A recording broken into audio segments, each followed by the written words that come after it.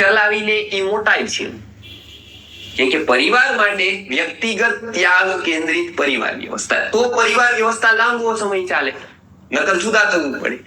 દરરોજની ખટખટ જેના કરતા જુદા થઈ, આને આ ભાવે, આને આ ભાવે, આને આ ભાવે, અને આના વગર ન ચાલે, આને આના વગર ન ચાલે, કેટલાકનું અલગ અલગ કરવું.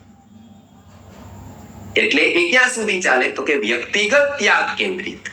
બધાયના ગમાડ અલગ અલગ, કેમ કે બધા અલગ અલગ જગ્યાએથી આવ્યા.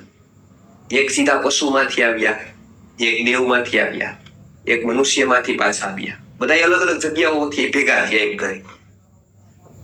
એક 10 વર્ષ નાનો, બીજો 2 જન્મ મોટો, ત્રીજો 2 જન્મ. તો ઓલો જે વાત કરે આને ન પટે, એને ન સમજાય કે ગીતામાં એવું કઈ હોય નહીં, એના કરતા મને પિક્ચર જોવા દે. તમે કયો નહીં ગીતા સાચું, ઈ કે નહીં ઈ હોય તો એ કઈ ખોટું, એ એવું કઈ અત્યારે ન હાલે, પેલા હતું. અત્યારે આટલા વિજ્ઞાનના જમાનામાં ગીતા ન હોય, એને ખબર જ ન હોય. હવે એને તમે સમજાવો, પણ એની અવસ્થા હોય તો સમજાય, અવસ્થા ન હોય તો ન સમજાય.